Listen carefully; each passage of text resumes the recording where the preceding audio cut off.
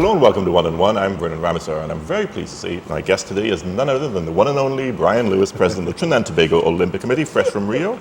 Brian, welcome back to the program. Yeah. I'm so glad you decided to come. I know you must be quite tired from your experiences there. And, it's been a challenge. No, well, of course, this is the 6th consecutive Olympics in which Trinidad and Tobago medaled, which is something to be proud of. But you wouldn't guess that from some of the reactions locally. Now, before we even get into the actual Olympics, you're used to this sort of love-hate relationship Trinidad and Tobago has with its athletes. I'm sort of stunned. I mean, starting with the Marissa Dick incident to, oh no, they didn't make it, or oh, they screwed up. And it's just been a lot of negativity around athletes who, by all measures, have tried very, very hard to medal at the Olympics. Yep. What do you make of that? I mean, no, it's just. I'm not excusing it away or making it trivial, but it's just Trinidad and Tobago. It's just our culture. I mean, I remember a couple of years ago, I don't know if you recall Dwayne Bravo. Mm-hmm. He was thoroughly booed in the Oval. And then the Trinidad and Tobago team made the finals, remember, CPL, and the next day when he took the wicket and the fantastic catch. Oh, we always loved him. Yeah. They lift him up, you know, but that's the nature of it, you know. Brian Lara, I think Hazley Crawford, every Kenwyne Jones, every Sterling John, every Trinidad and Tobago athlete face the same thing. But you interact as the president of the TTOC with, well, basically every other Olympic country. Is this a unique case? I've never seen a country that goes yay, yay, yay as the race is about to start, and then go waste of time when they place fourth. Well, being a fan is an emotional experience, and they go the gamut from elation to despair.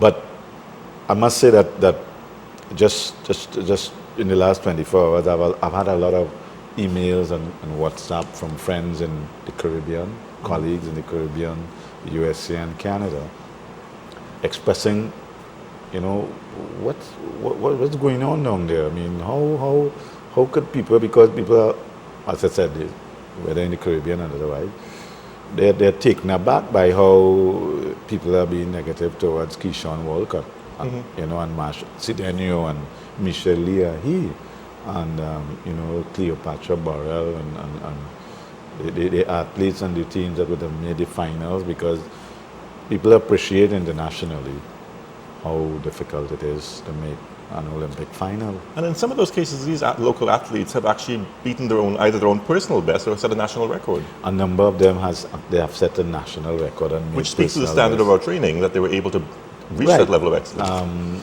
But you know, there were over 10,000. I think the exact figure was about 11,256 athletes were in Rio. And there were 307 medals or 300 medals. Let me put it this way, they didn't have 400 medals up for grabs. So that tells you how difficult the odds are. And the Olympics wouldn't be so great unless it was the hardest athletic That's right, competition it's a pinnacle in the world. event, and it's an event where the world's best gather. But it is what it is. You know, I always try to instill in athletes, you don't get too high with your highs and too low with your lows, because sports is something like that. You're going to have good days, you're going to have bad days. What you hope to have is your good days will happen on the big occasions. And the other thing is that you must never be afraid to fail. You must always embrace high goals and aspirations. And when you fail, because you will fail, when you come up short, because you will come up short, you just basically, my attitude is you get over it, get up, and go again. I don't know, maybe, you know, I played a lot of rugby, and rugby is a sport that by its nature teaches you that, you know, you're going to get lashed pretty hard, and you just have to bounce and get up and continue playing. So, and that's the nature of sport. You almost sort of pray that in the Rio that they kept the TNT athletes away from the internet so that they couldn't see some of the rather brutal critiques that were happening on social media, and even in the newspapers were kind of cruel in there. Some countries advise their athletes, especially when you're competing, to stay off of social media, because, you know, if you have a bad day, it could get worse. It's like an eye on the prize philosophy. Just keep your eye on the prize, don't get distracted. But, you know, one of the things is that the Trinidad and Tobago Olympic Committee, we have undertaken a branding and marketing and branding transformation in the last 3 years, and sort of engage the public a little bit more, reach out, make the TTOC more accessible, transparent, and accountable. And so the public responded to those overtures. And therefore, I take all the comments, negative and otherwise, as important and necessary. It shows that, okay, is it that Trinidad and Tobago, we have now awoken to the importance of the Olympics and winning an Olympic medal? Because before we probably used to take it for granted. Mm-hmm. So people have said that, well, the expectations were raised because I all this 10 goal by 2024. But I make no apologies for having aspirations and high aspirations. Well, but also, as we mentioned, if people have had personal best and national records set, then you are making progress towards that goal. Yeah, and then we also had the largest team, 32 athletes were qualified, 8 sports, 11 women. There were a lot of firsts. It was the first time we competed under TTO rather than TRI. Mm. It was the first time that there was unprecedented, and I think that also contributed, that there was unprecedented coverage focused on the Caribbean athletes because of the fact that Canuck Broadcast Incorporated, CBI Limited, which is comprised of all the national Olympic committees in the Caribbean, including Trinidad and Tobago. That company had gotten the rights for the broadcast. They then had an arrangement with ESPN, and what you saw was a focus like never before on the Caribbean athletes, including Trinidad and Tobago. So it wasn't a situation like before where it was the American feed or the Canadian feed and just by the way. Mm-hmm. So I think that what happened too is that the engagement and the opportunity for the public to keep tabs of what was happening. Then there was the build-up, not only by the TTOC in terms of our unveiling of the Team TTO uniform and the announcement of the team, but there was a campaign run by CBI and ESPN in the build-up Road to Rio. They focused on athletes, there were billboards, so that there was a lot of interest and excitement and enthusiasm and passion built up. So it's par for the course. I mean, I welcome it, I embrace it. The social media age has democratized communication. That's a polite way of putting it. It can also make it much more unpleasant sometimes as well. Of course, but it comes with the territory.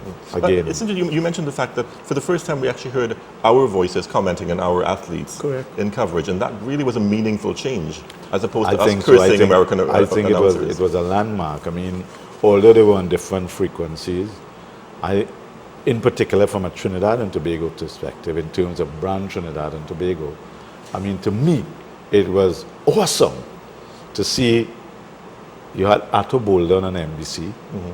Shaka Hislop, and Dr. Ian Hippolyte on ESPN. Now, I know that the Dr. Ian Hippolyte story has raised a lot of comments because he performed a dual role between the chef de mission of the Trinidad and Tobago team and as an analyst.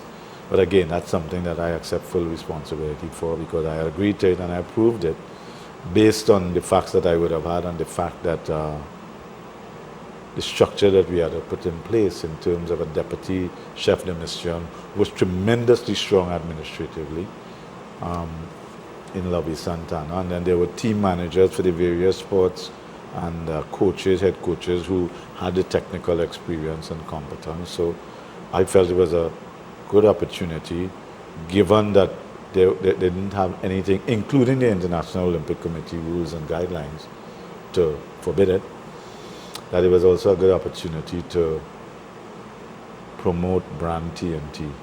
At the end of the day, one of the things that we are trying to do with Team TTO is use it as an ambassador for brand Trinidad and Tobago, because I feel that there is a synergy between sport, music, art, culture, and who we are as a people, and what makes us Trinbagonians.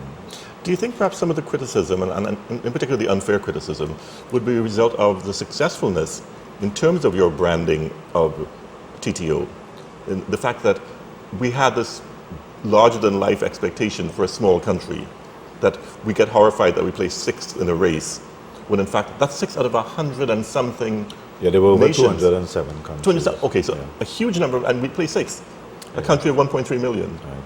That's impressive by any But that's standard. fine. You know, it's all part of. Okay, so let me just make a quick point. Nigeria, I'm advised, they have 168 million people. They're one of the OPEC countries in terms of oil. They got 1 bronze medal. So people need to appreciate that we continue to punch above our weight. However, that having been said, the big elephant in the room for Trinidad and Tobago is Jamaica. Right. We always compare to Jamaica, and that's fair in the sense of from a competitive perspective, right? So people say, well, look, Jamaica, and that's all right. Jamaica, I give credit to Jamaica. I congratulate them. I think it is wonderful. If Trinidad and Tobago can't do it, then Jamaica does it. It's the Caribbean. It's a statement of me. But from a Jamaica perspective, Jamaica, track and field is their national sport. Jamaica thrive on and treasure winning Olympic gold medals and winning Olympic medals. Their track and field school championships, it's sold out and packed out every year. They have qualified physical education teachers in every primary and secondary school.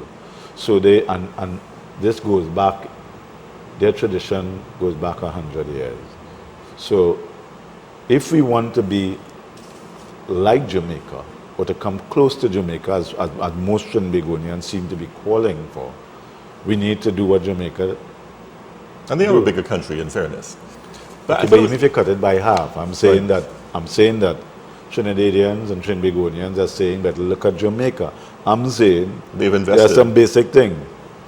Let's get qualified physical education teachers in every primary and secondary school.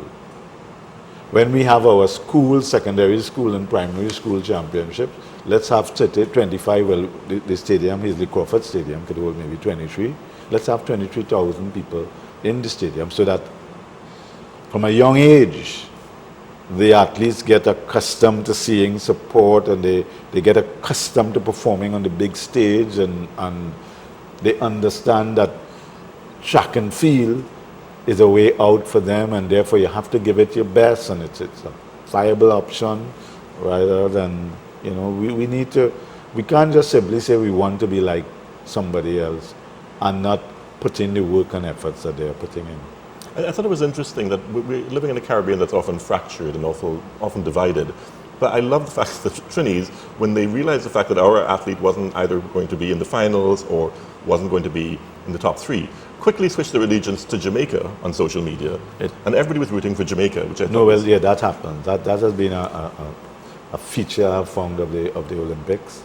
As I said, even in the case of myself, if for some reason we don't have a Trinidad and Tobago representative in an event, I will back whoever is the Caribbean, Grenada or Jamaica, whoever it is. Right. I beat USA and beat Canada and beat England. You know, beat them.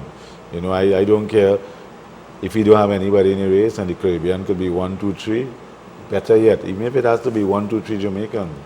But it speaks a lot about how sports does unite the Caribbean, doesn't it? And I know that currently in the last couple of years, Olympics is hardly likely, but I know that where it is the reverse, we would get their support. I felt almost sorry for Thompson having been in the next lane to Usain Bolt during that heat. The intimidation of that alone must have been, just to see him continue with the race, speaks a lot for him. Because, I mean, Bolt has loomed so large in the Olympics and in track and field, doesn't he? Oh yeah, triple-double. I Yeah. mean, he's a great athlete. He's one of the greats. And, you know, there's this concept that I have about generational athletes, so that, you know, we have a Brian Lara. We have not as yet produced a Brian Lara. I would be very interested to see whether in my lifetime, hopefully it will be a long one, that any one of the Caribbean countries, including Jamaica, produce another Usain Bolt. You know, but I think that the talent is there, and I think that Jamaica will continue to produce talent. But I think that Trinidad and Tobago, we are sleeping giant in a very significant way. I think that, for example, I genuinely believe that we have underestimated Keyshawn Walcott. Keyshawn Walcott is a pioneer in this discipline of javelin. And I think that people have taken for granted the fact that back-to-back Olympics, he has medaled.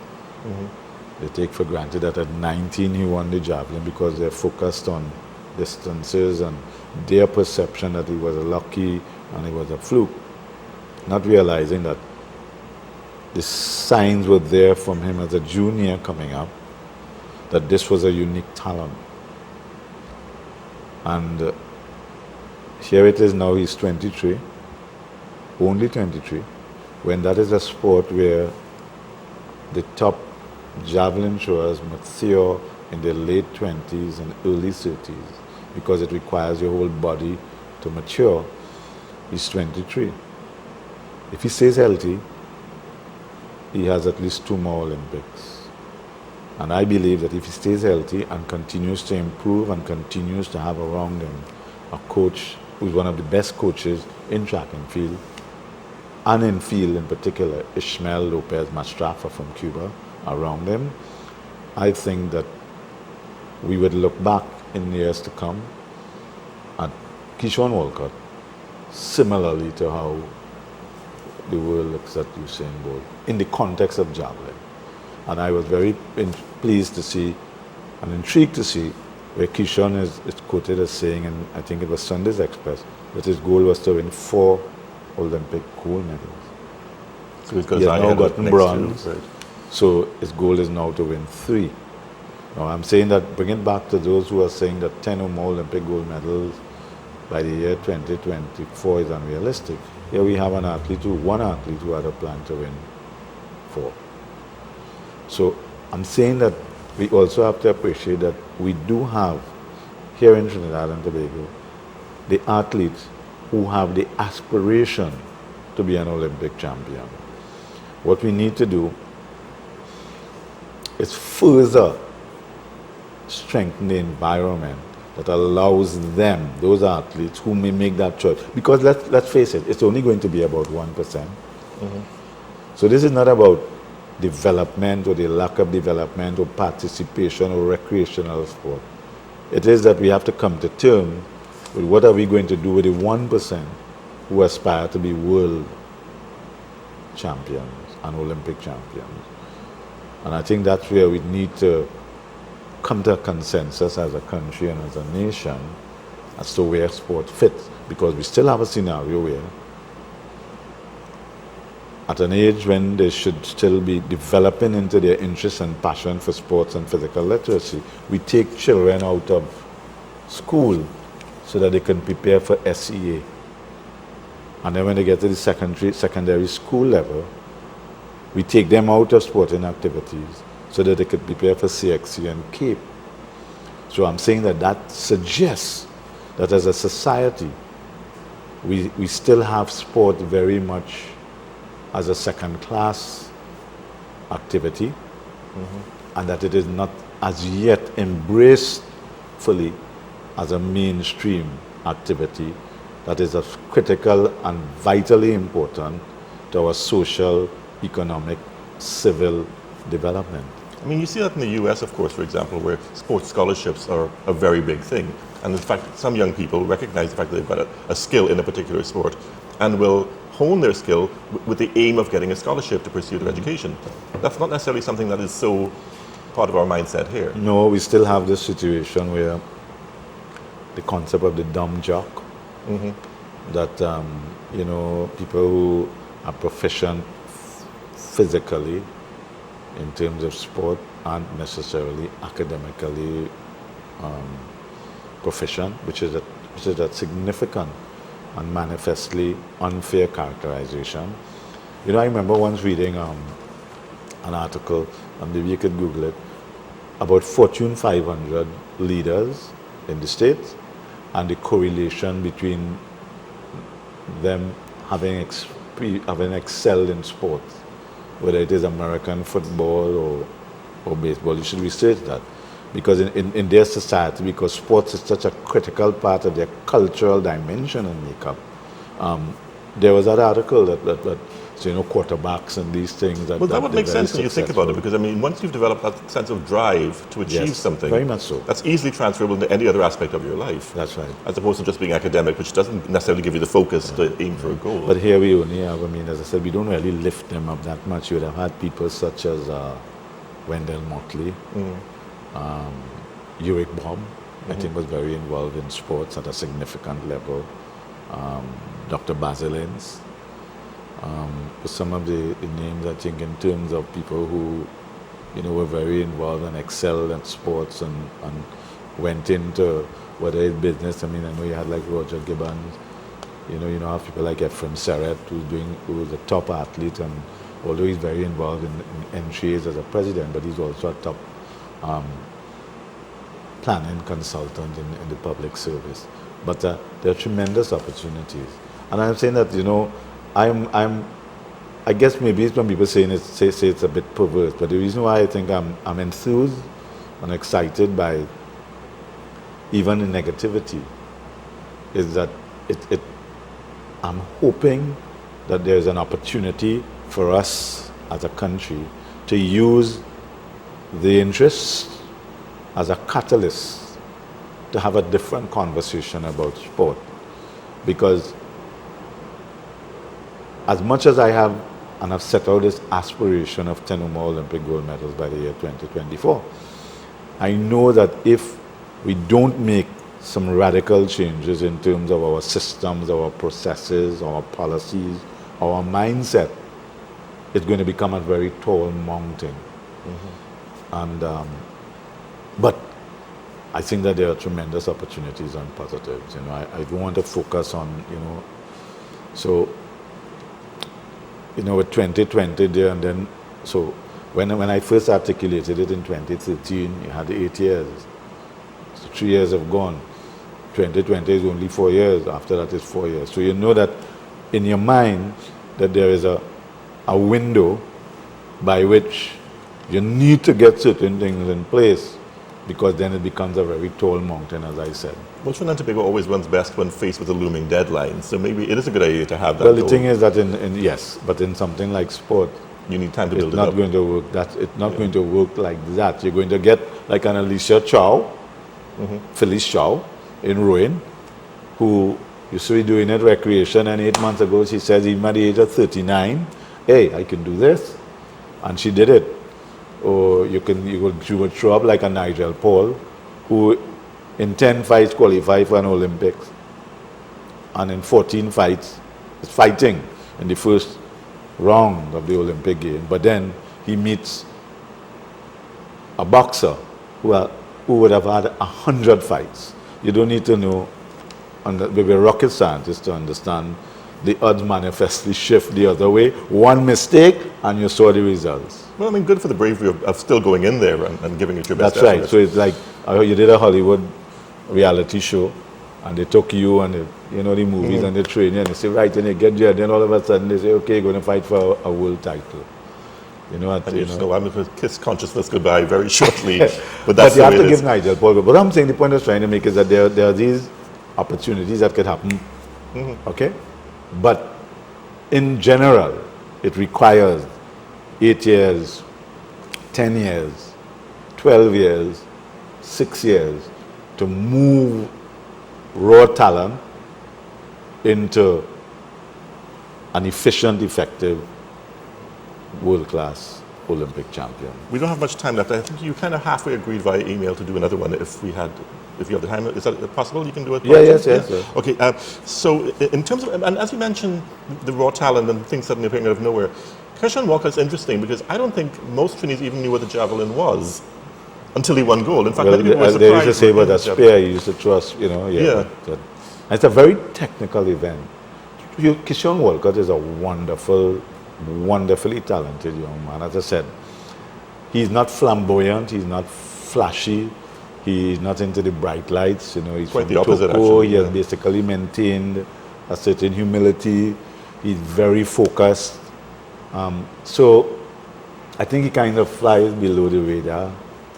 But I think that once God spares his life and he remains healthy, the body of his achievements in time would stand the scrutiny. I think he has the potential to be one of the greats that this country has ever produced by the time his career is finished. Well, Brian Lewis, we're out of time for this particular interview. We'll continue with the part 2, but in the meantime, thank you so much for being here. Thank you very welcome. Thank you very much. You've been watching One on One. Join us again tomorrow for part 2.